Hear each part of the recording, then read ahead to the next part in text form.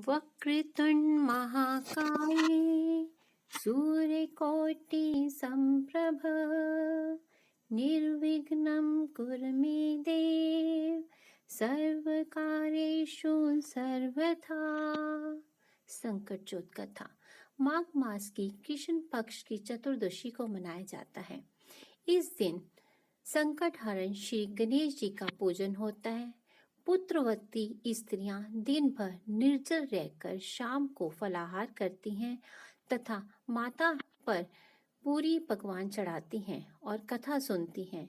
इस दिन तिल को भूनकर गुड़ के साथ कूटा जाता है। तो कथा इस प्रकार है। एक बार एक बुढ़िया और उसका लड़का था। लड़का पशु चराकर अपना और अपनी माँ का गुजारा करता था। माँ हर साल संकट चौथ का व्रत रखती थी और पक्का भोजन बनाकर पूरी इत्यादि बनाकर व्रत खोला करती थी। एक बार माँ ने संकट चौथ का व्रत रखा तो उसका बेटा गाय चराकर जब वापस आ रहा था तो उसकी ताई चाची ने कहा कि तू तो पेट भरने के लिए सारा दिन मेहनत करता है और तेरी माँ तेरे काम पर जाने के बाद पूड़े बनाकर खाती है। अगर विश्वास ना हो तो घर जाकर देख ले। उसने जाकर देखा। सचमुच उसकी माँ ने व्रत खोलने के लिए पूड़े और पूरी बना रखी थी। यह देखकर उस लड़के को क्रोध आ गया और वह घर से निकल गया। उसकी माँ ने उसे बहुत समझाने की कोशिश की पर घर छोड़कर चला गया।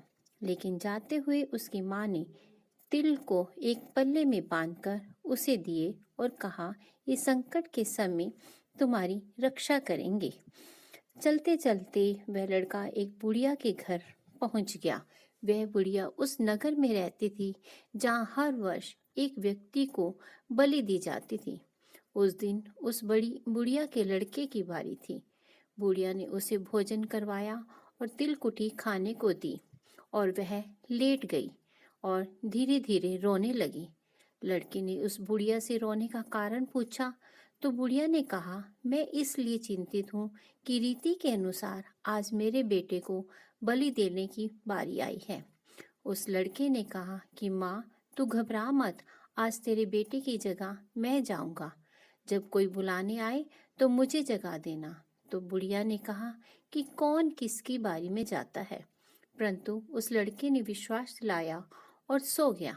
जब राजा के व्यक्ति बुढ़िया के बेटे को लेने के लिए आए तो पहले तो बुढ़िया घर का सामान इधर उधर खिसकाती रही, परंतु उस लड़के की नींद नहीं खुली और फिर बुढ़िया ने बर्तन इधर उधर रखने शुरू कर दिए। बर्तनों के शोर से लड़के की आंख खुल गई। बुढ़िया माँ ने कहा, उठ जा बेटा, राजा के व्यक्ति आए हैं। वह लड़का पोटने में तिल के दाने लेकर राम राम करके घर से चला गया। ईंटें चलवाई गई, घड़ा मंगवाया गया और उसने तिल के दाने घड़े के चारों ओर बिखेर दिए और घड़े में बैठ गया। ईंटें चीन दी गई।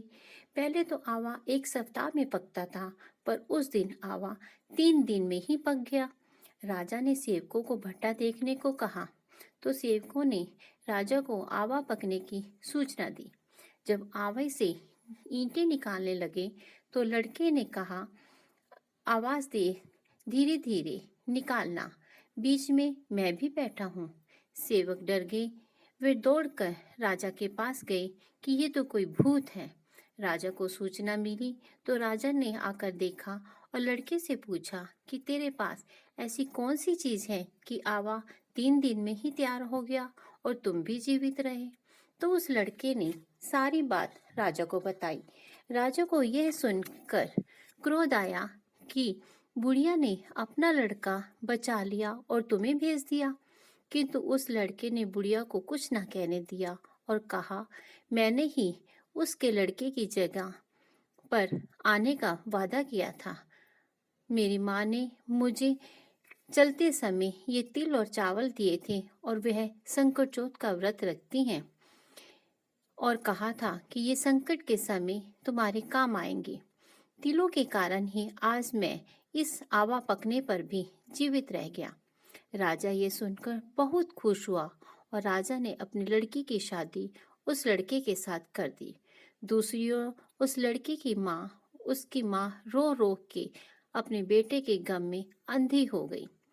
कुछ दिन के बाद बहू ने कहा, चलो अपने घर चलते हैं। बहू को लेकर वह लड़का अपने घर आया। वहां उसकी माँ नहीं थी। उसे राजा बना देखकर ताई चाची और अन्य औरतें इकट्ठी हो गई और कहने लगी, ये मेरा बेटा है, ये मेरा बेटा है। किसी ने कहा, एक बुढ़िया है जो अपने बेटे के गम में रो रो कर अंधी हो गई है, ये कहीं उसका बेटा तो नहीं है। जब उस अंधी बुढ़िया को बुलाया गया तो उस लड़के की आवाज सुनते ही उस बुढ़िया की छाती से दूध की धारा बहने लगी। सभी को यकीन हो गया कि ये उसी का बेटा है। बहू ने माँ के पांव छुए और आशीर्वाद लिया। प्रभु गणेश की कृपा से सभी कष्ट दूर हो गए। सभी बोलो, विघ्नहर्ता श्री गणेश भगवान की जय। ओम श्री गणेशाय नमः।